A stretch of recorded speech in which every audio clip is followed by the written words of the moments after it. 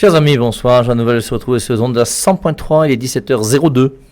Alors une fois de plus, je m'excuse pour le retard, mais je tiens à vous dire que ce n'est pas de ma faute, c'est à cause de Camtel. Camtel fibre optique que nous avons ici au studio depuis un certain temps, mais qui malheureusement nous joue des mauvais tours. On est malheureusement habitué, c'est quand même dommage, parce que depuis qu'on avait mis la fibre, là, quand même, on était beaucoup plus heureux, les choses marchaient bien.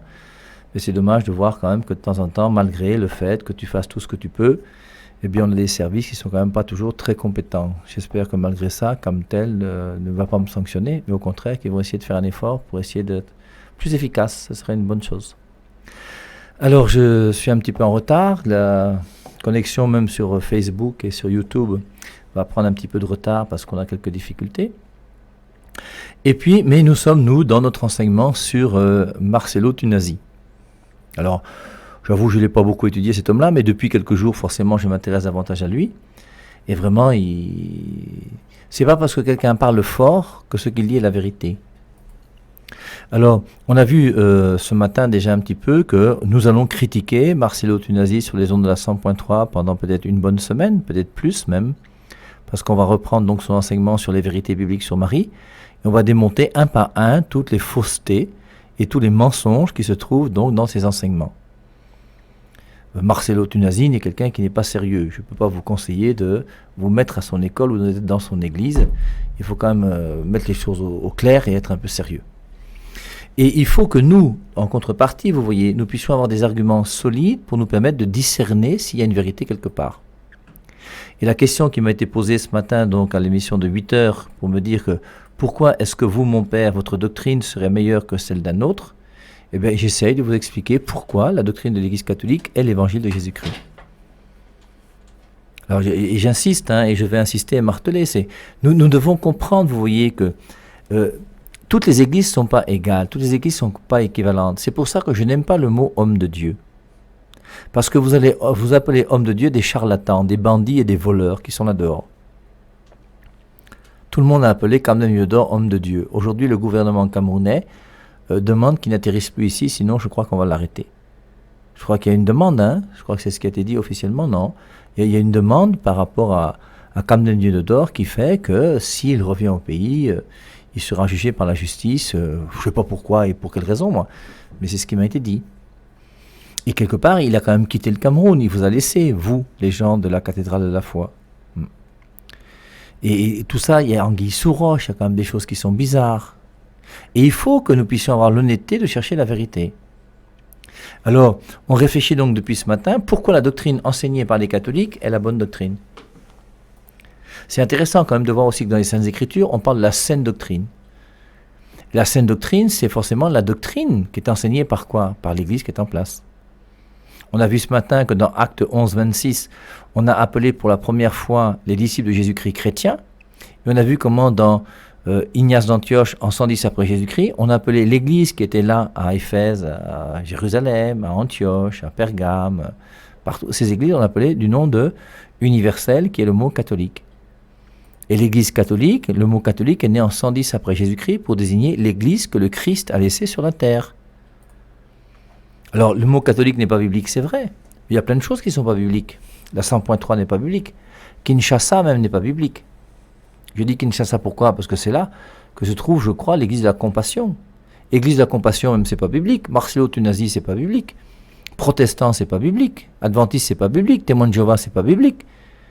Donc, au bout d'un moment, il faut quand même qu'on ait un raisonnement quand même qui nous permette de réfléchir objectivement. Alors, on avait vu ce matin que l'important pour nous, tout chrétien, quel qu'il soit, quelle que soit sa dénomination, est un chrétien qui cherche la vérité. Or, la vérité pour le chrétien, c'est la parole de Dieu. Jean 17, 17, ta parole est vérité. Et tous les chrétiens de la terre cherchent la parole de Dieu. Maintenant, cette parole de Dieu, la vraie question, c'est où se trouve-t-elle ? Ce matin, on a essayé de voir d'abord Hébreux chapitre 1, le verset 1, où il est dit « Dieu, dans le passé, avait parlé à nos pères par les prophètes de façon diverse et toujours fragmentaire, mais en ces jours qui sont les derniers, il nous a parlé par le Fils. » Et c'est Jésus-Christ qui est l'auteur de la parole de Dieu. Jésus-Christ n'est pas la parole de Dieu. J'insiste, Jésus-Christ n'est pas la parole de Dieu.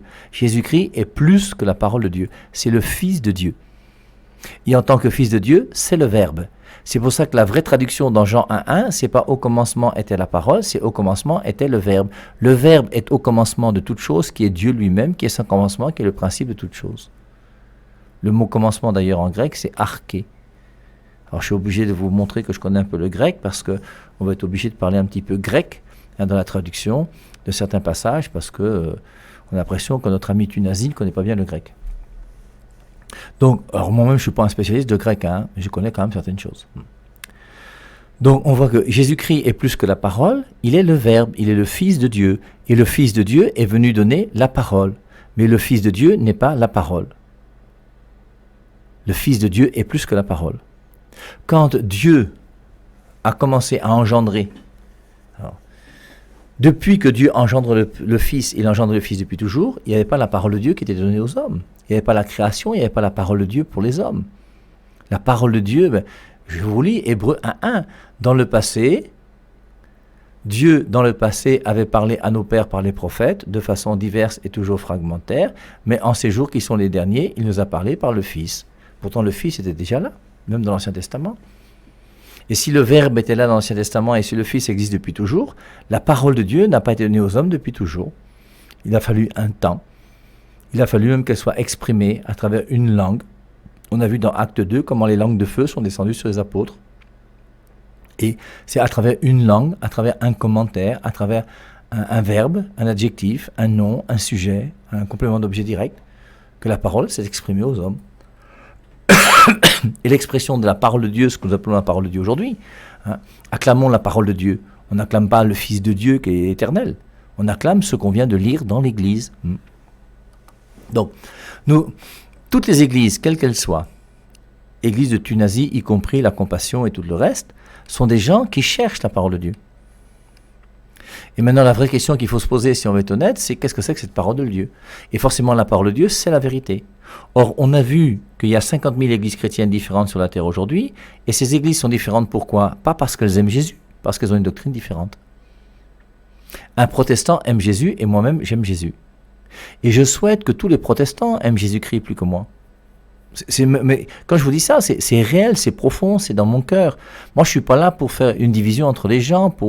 Non, mais je suis là pour que, même au nom de l'amour que nous avons pour Jésus-Christ, que nous puissions dire la vérité. Et on n'a pas le droit de se taire par rapport à la vérité. Jean 17, consacre-les dans la vérité. Nous sommes consacrés dans la vérité et nous devons aimer la vérité.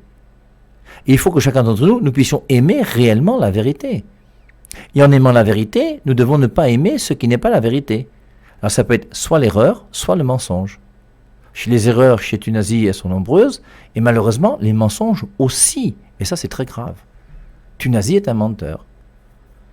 Quand il dit que les catholiques ont fait de Marie une déesse, retrouvez tous les textes de l'Église catholique, depuis le catéchisme de l'Église catholique jusqu'à le concile de Nicée de Constantinople, reprenez le symbole des apôtres, reprenez le credo, reprenez tout ce que les catholiques ont fait et vécu, mais vous voyez que le gars là quand même, il est dans un délire qui ne dit pas son nom. Hein. Et quand tu penses que des gens écoutent un homme pareil, tu te poses aussi des questions sur leur santé mentale. Quand on dit que l'Église catholique est l'antichambre pour l'enfer, donc, tu veux dire que Mère Teresa est partie en enfer? Tu veux dire que tous les saints et toutes les saintes, Saint Polycarpe, Saint Ignace d'Antioche, tous ces saints qui ont souffert? Et même, si tous les catholiques sont partis en enfer, c'est que l'apôtre Jacques lui-même est en enfer. Même Pierre, même Paul, allons jusqu'au bout. Les premiers catholiques, c'est nous. Hein. Le mot catholique est né en 110 après Jésus-Christ, pour désigner qui? Les chrétiens qui ont suivi Jésus-Christ, qui sont disciples du Christ. Donc si les catholiques sont l'antichambre pour l'enfer, c'est que la Vierge Marie et tout ça est parti en enfer aussi, que les choses soient claires. Il y a une seule église voulue par le Christ, qui est l'église catholique. Moi, j'y peux rien. Mais il faut quand même un peu de bon sens, mes amis, un peu de réflexion. Je vous rappelle que l'église catholique est la seule église qui a été fondée par Jésus. La seule église qui a été voulue par Dieu, c'est l'église qu'il a fondée lorsqu'il est venu sur terre il y a 2000 ans. Et lui, il est né, alors j'ai essayé de chercher même la date de sa naissance, je n'ai pas trouvé sur le net. Il s'est converti, je ne sais plus à quel âge, mais la compassion, là, je ne sais pas si ça a 20 ans. Bon, donnez-lui même 30 ans si vous voulez. Même si on donne 100 ans, ça veut dire quoi? Donc, entre le Christ et la venue de Marcello Tunazi sur la terre, il n'y avait pas de chrétiens. Et tous les catholiques qui sont catholiques depuis 2000 ans sont tous partis en enfer parce qu'on n'a pas écouté Marcello Tunasi, qui est un génie formidable que Dieu nous a laissé pour nous dire la vérité sur Dieu. Mes frères, un peu de sérieux quand même. Alors, c'est pour ça qu'on a vu ce matin, donc si quelqu'un vient chez vous et n'apporte pas cette doctrine, ne le recevez pas dans votre maison. Quelle doctrine? La doctrine que le Christ a donnée à ses apôtres. On avait lu Luc 10, 16, le Christ a formé ses apôtres, il leur a dit, celui qui vous écoute m'écoute. Si tu veux la parole de Dieu aujourd'hui, tu auras la parole de Dieu en écoutant les apôtres de Jésus. Alors, on va voir demain matin, parce que malheureusement, je prends beaucoup de temps pour ça, parce que je crois que c'est nécessaire. Il faut absolument que nous puissions quand même mettre les choses au clair et avoir un critère de discernement clair pour savoir s'il y a une vérité quelque part par rapport à Dieu. Jésus lui-même dit à ses apôtres, il a dit, Luc 10, 16, celui qui vous écoute m'écoute, celui qui vous rejette me rejette. Si tu rejettes Pierre, tu rejettes Jésus. Si tu rejettes Jacques, tu rejettes Jésus. Si tu rejettes Jean, tu rejettes Jésus. Maintenant, on a vu, nous, ce que saint Ignace d'Antioche a enseigné ce matin. Et saint Ignace d'Antioche, c'est un disciple des apôtres.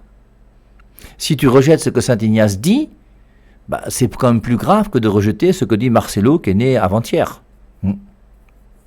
Eux, ils ont été à la source. On veut revenir à l'église primitive. Mais revenez honnêtement à l'église primitive. Et en revenant à l'église primitive, vous allez faire comme tous ceux qui sont revenus à l'église primitive, vous allez revenir à l'église catholique. Scott Hahn s'est converti pourquoi? Parce qu'il a lu 200 livres catholiques. Et il s'est aperçu que ce que l'église catholique a enseigné dès les origines, c'est la vérité de Jésus-Christ.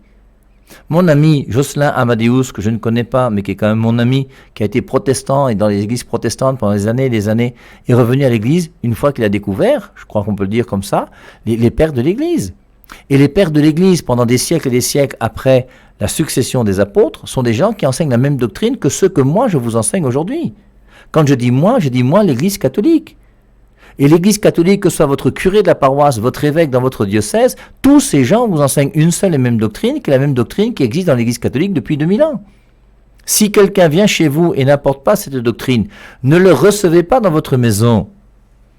Maintenant, vous allez recevoir chez vous des gens qui vont vous sortir un verset biblique pour vous dire, Matthieu 23, 9, n'appelez personne Père sur la terre, donc il ne faut pas appeler le Père et Marie Père. Et toi-même, tu vas lire.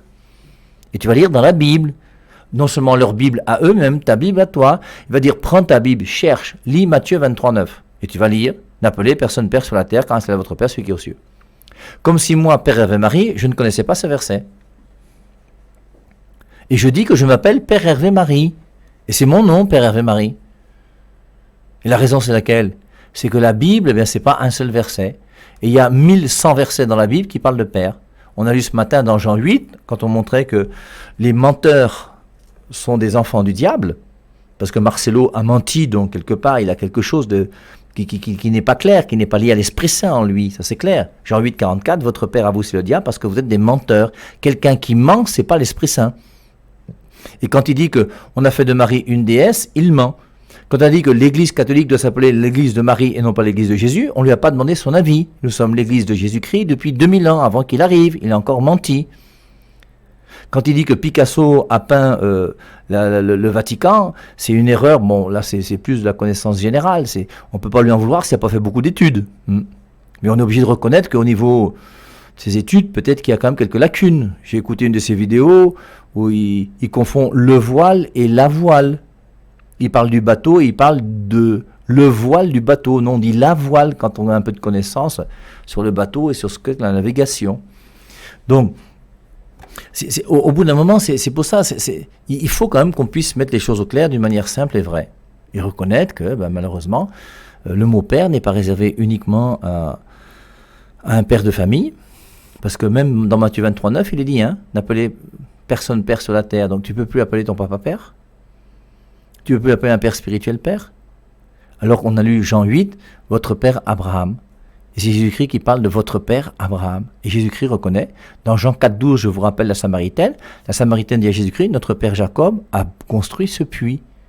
Et quand la Samaritaine parle à Jésus et dit, notre père Jacob a construit ce puits, Jésus-Christ ne met pas les mains sur la tête pour dire, Haïa, tu appelles Jacob père, c'est un sacrilège. Non. Il reconnaît que Jacob est père. Il reconnaît qu'Abraham est père. David est père dans les Écritures, je ne sais pas combien de fois, moi. Donc c'est pour ça qu'il faut avoir un minimum de connaissances. Déjà des Saintes Écritures, et ensuite une honnêteté intellectuelle par rapport à la recherche de ce qu'on lit dans la Bible. Et troisièmement, il faut avoir un minimum de niveau intellectuel.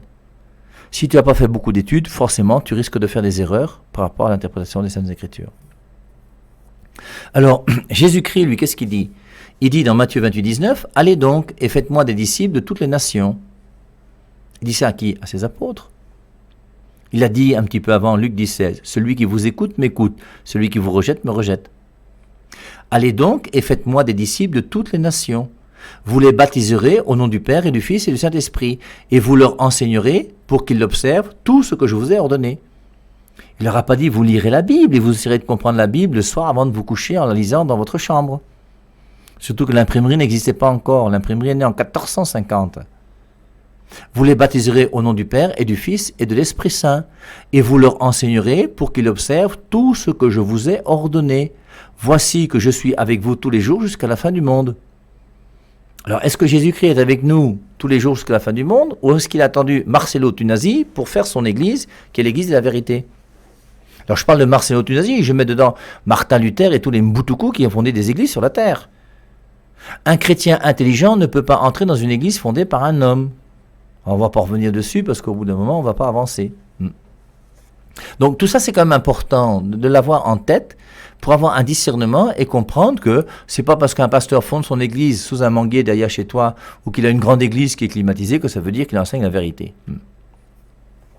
Alors, ce soir, vous voyez, je voudrais aborder avec vous juste un petit thème. C'est Marc chapitre 16. Alors, dans Marc chapitre 16, le verset le plus connu, c'est Marc 16, 17, mais ça ne m'intéresse pas pour nous ce soir. Ce qui m'intéresse, c'est le verset 19 et 20. Donc, Marc chapitre 16, c'est le dernier chapitre de Marc, la finale de Marc. Après leur avoir parlé, le Seigneur, Jésus, fut enlevé au ciel et il s'assit à la droite de Dieu. Quant à eux, ils partirent prêcher en tout lieu. Le Seigneur était à l'œuvre avec eux et confirmait leurs paroles par les signes qui l'accompagnaient. Quels sont les signes qui accompagnent l'église de Marcello Tunasi? Il y a déjà le mensonge dedans, c'est quand même gênant. L'église catholique n'a jamais menti depuis 2000 ans. Vous ne pouvez pas trouver un texte officiel de l'Église reconnu par l'Église qui soit mensonger. C'est la même doctrine qu'on enseigne depuis 2000 ans. Je suis avec vous chaque jour jusqu'à la fin des temps. 1 Timothée 3,15, l'Église est colonne et appui de la vérité. Ce verset de 1 Timothée 3,15, peut-être que pour nous il est plus important aujourd'hui que Matthieu 16,18. Hein. Pierre, tu es Pierre, sur cette pierre je bâtirai mon Église. Après leur avoir parlé, le Seigneur Jésus fut enlevé au ciel et il s'assit à la droite de Dieu. Alors quand on dit qu'il s'assied à la droite de Dieu, il n'y a pas de droite au ciel, hein, parce qu'il n'y a pas de lieu. Mais c'est pour nous faire comprendre à nous les hommes qu'il est là à la droite de Dieu. Quant à eux, ils partirent prêcher en tout lieu. Le Seigneur était à l'œuvre avec eux et confirmait leurs paroles par les signes qui les accompagnaient. Alors, quels sont les signes qui accompagnent la prédication des apôtres jusqu'à aujourd'hui? Est-ce que quelqu'un peut, aujourd'hui, essayer de retrouver tous les miracles qui ont eu lieu dans l'Église catholique depuis 2000 ans? Quand vous voyez ces pasteurs qui vous disent que les apparitions de la Vierge Marie, c'est diabolique. Mais soyons honnêtes, cherchons, essayons de comprendre. Est-ce qu'un jour, toi qui penses que les apparitions de la Vierge Marie sont diaboliques, est-ce qu'un jour tu as quand même lu la vie de Sainte Bernadette Soubirous? Ou est-ce que tu penses, comme les témoins de Jéhovah, enfin comme le témoin de Jéhovah que j'avais rencontré, à qui j'ai vous donné le catéchisme de l'Église catholique, qui m'a dit que monsieur, votre livre je n'en veux pas parce que je ne mange pas de la merde. Est-ce que tu penses que étudier la vie de Sainte Bernadette Soubirous, c'est quelque chose qui ne t'apportera rien? Alors que je vous rappelle que son corps jusqu'à aujourd'hui est toujours présent. Les apparitions de l'eau, je crois c'est 1850 et des poussières, quelque chose comme ça. Donc elle est morte peut-être, je ne sais pas, 20 ans plus tard, en 1870, je ne sais pas quel âge elle est morte. Mais son corps est toujours intact dans l'église de Nevers. Parce qu'elle a quitté Lourdes pour entrer dans une communauté de religieuses qui était à Nevers. Et lorsqu'elle est morte à Nevers, on l'a enterrée comme tout le monde. Et on a récupéré son corps quelques temps plus tard et on s'est aperçu que son corps était intact. Et le corps de Sainte Bernadette de Lourdes est intact jusqu'à aujourd'hui. Alors vous allez me dire que c'est diabolique ça? Mais au bout d'un moment, posez-vous des questions quand même, mes amis. Et il n'y a pas seulement le corps de Sainte Bernadette, le corps de Sainte Catherine Labouré, qui a vu la Vierge Marie à la rue du Bac. J'espère que le corps de Marcello Tunasi sera aussi incorruptible.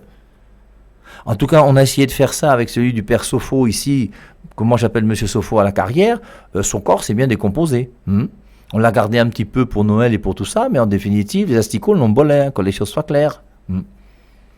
Mais il y a quand même des signes, mais regardons objectivement, regardez même le linceul de Turin. Faites une étude sérieuse sur le linceul de Turin.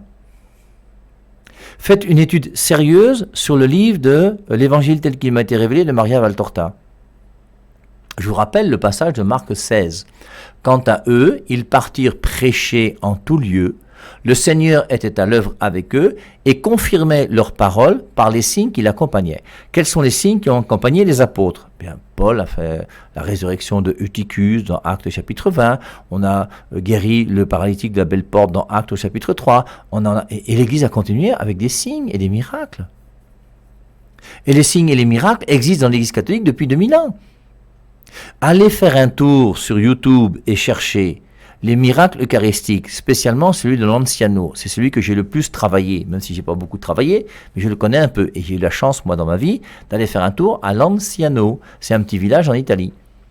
Et dans ce village, qu'est-ce qu'on trouve? On trouve une hostie qui a été consacrée par un prêtre en l'an 750 et qui est toujours présente là aujourd'hui. Et cette hostie, c'est pas du pain.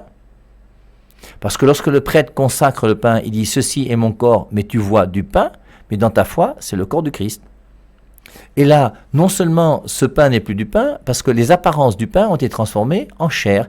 Et il y a un petit morceau de chair très fin, qui fait partie du myocarde d'un homme qui était de sang AB, comme par hasard, et qui est là depuis 750. 750, vous êtes 2020 moins 750, et vous cherchez le nombre d'années que ça peut faire. Et ça fait quelque chose comme 1500 ans. Ça fait plus de 1500 ans que cette chair est là.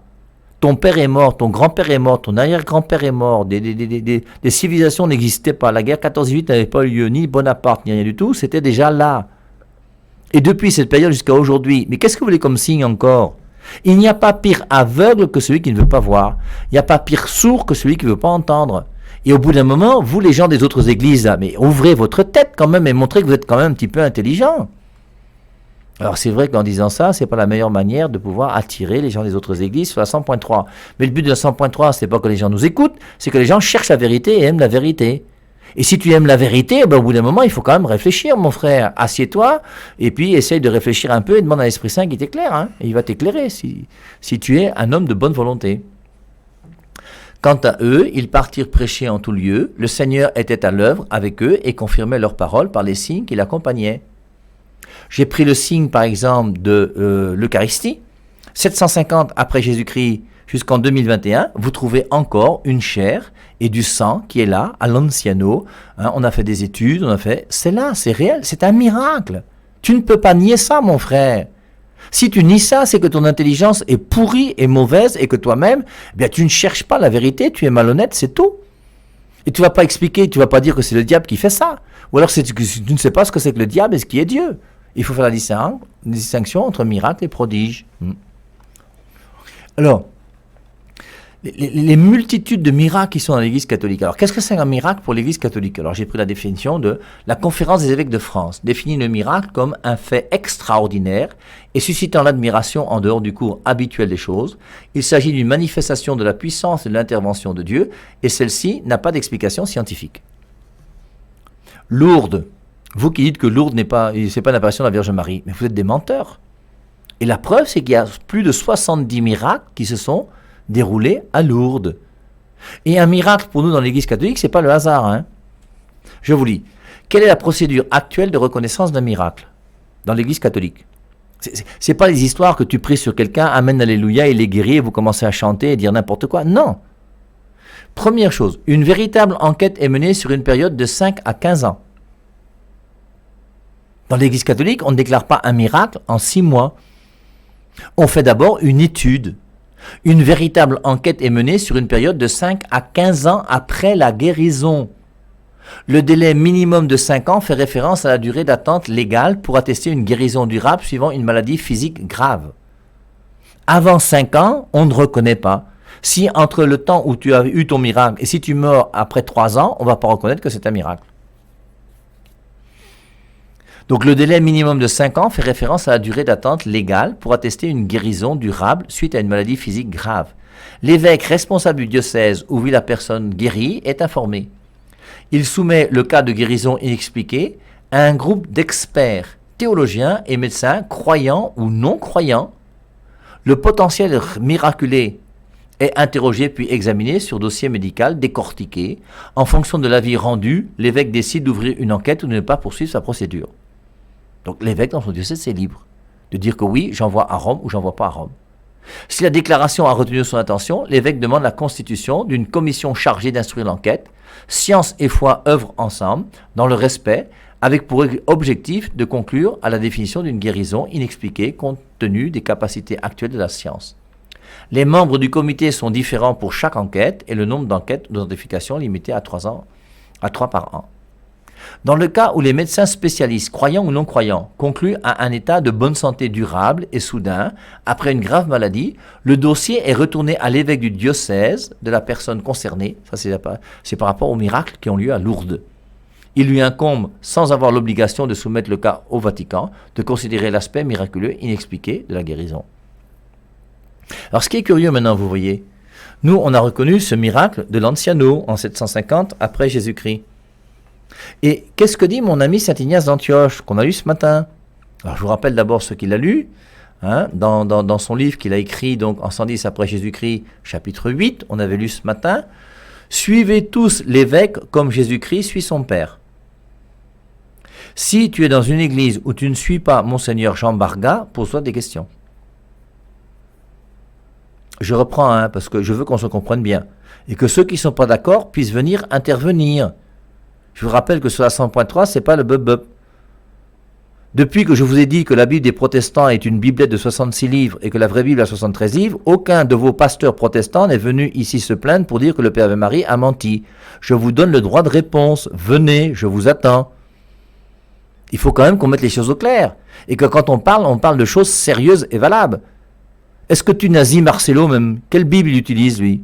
Il a une traduction qui est fausse puisque dans la vérité biblique sur Marie, sa traduction c'est « toi à qui une grâce a été faite ». Et il ne connaît même pas le grec de ce verset pour comprendre que cette traduction n'est pas juste. Non, au bout d'un moment, il faut quand même qu'on soit sérieux quand on parle de Dieu. Donc, paragraphe 8 de notre lettre aux Smyrniotes de Saint Ignace d'Antioche. Suivez tous l'évêque comme Jésus-Christ suit son Père et le presbytérium comme les apôtres. Que personne ne fasse en dehors de l'évêque rien de ce qui regarde de l'Église. Que cette Eucharistie seule soit regardée comme légitime qui se fait sous la présidence de l'évêque ou de celui qui en aura chargé. Là où paraît l'évêque, que là soit la communauté, de même que là où est le Christ Jésus, là est l'Église catholique. Que les choses soient claires. Vous voulez revenir à l'Église primitive, non? Mais vous voulez revenir à l'Église primitive en parlant à qui, mes amis? Que vous pensez que votre compréhension de l'Église primitive en 2000 est plus intelligente que ce que nous on fait depuis 2000 ans? Et au bout d'un moment, quand même, il faut qu'on s'assoie d'une manière un peu sérieuse. Alors je vous lis maintenant, là j'étais au chapitre 8, je vous lis maintenant le chapitre 7 de Saint Ignace d'Antioche, parce que je reste sur l'Eucharistie. Comment se fait-il aujourd'hui que des pasteurs enseignent que l'Eucharistie est un symbole? Voici ce que dit Saint Ignace d'Antioche, disciple de Saint Jean, né en 33 après Jésus-Christ. Il écrit « Ils s'abstiennent de l'Eucharistie et de la prière parce qu'ils ne confessent pas que l'Eucharistie est la chair de notre Seigneur et Sauveur Jésus-Christ, chair qui a souffert pour nos péchés et que dans sa bonté le Père a ressuscité. Ainsi, ceux qui refusent le don de Dieu meurent dans leurs disputes, il leur serait utile de pratiquer la charité pour ressusciter eux aussi. Il convient de vous tenir à l'écart de ces gens-là et de ne parler d'eux ni en privé ni en public, mais de vous attacher aux prophètes et spécialement à l'évangile dans lequel la passion nous est montrée et la résurrection accomplie. Et les divisions, fuyez-les comme le principe de tous les maux. Et Tunasi a divisé l'Église, comme Martin Luther a divisé l'Église. Ils sont sortis de chez nous, 1 Jean 2, 18. Alors, je reprends donc paragraphe 7 et je termine. Ils s'abstiennent de l'Eucharistie et de la prière parce qu'ils ne confessent pas que l'Eucharistie est la chair de notre Sauveur Jésus-Christ. Saint Ignace d'Antioche confessait que l'Eucharistie est réellement le corps du Christ. Comme Jésus-Christ lui-même l'a dit, comme les apôtres l'ont cru et comme nous le croyons dans l'Église catholique jusqu'à aujourd'hui. Pourquoi voulez-vous que moi aujourd'hui, je me retrouve dans une église où il y a des gens qui sont incapables de transformer le pain dans le corps du Christ et de ne plus recevoir l'Eucharistie? C'est pour ça que revenir à l'Église catholique, mes amis, c'est pas idiot, c'est pas bête. Et je vous rappelle, Jean 6, 51, 58, celui qui ne mange pas ma chair n'a pas la vie. Hein. Celui qui ne mange pas ma chair et qui ne boit pas mon sang n'a pas la vie. Et manger la chair du Christ et boire son sang, c'est bien l'Eucharistie. Et l'Eucharistie, c'est Jésus-Christ à la scène, Luc 22, 19, qui dit « Ceci est mon corps, faites ceci en mémoire de moi ». Donc, tout ça sont des arguments, et on continuera même demain matin, parce que la question a été posée, donc je réponds. Alors, je prends du temps, parce que c'est pas mauvais, il faut qu'on soit capable de justifier pourquoi nous avons raison d'être catholiques. Et pourquoi ceux qui ne sont pas catholiques sont dans l'erreur. Parce que ce sont des gens qui ont une foi qui ne repose pas sur la parole de Dieu, parce que la parole de Dieu, elle est détenue par l'Église, elle est gardée par l'Église, puisque Jésus-Christ a dit aux apôtres, Luc 10, 16, « Celui qui vous écoute m'écoute ». Et nous devons comprendre, ce qu'on essaiera de voir aussi, que c'est quand même extraordinaire de voir que nous avons dans les Écritures un apôtre comme Paul, qui n'a pas enseigné uniquement l'évangile de Jésus-Christ, mais qui a enseigné aussi la doctrine de l'Église. Alors si maintenant on ne lit pas la Bible, tant pis, mais nous on va continuer, et demain donc on verra tout cela.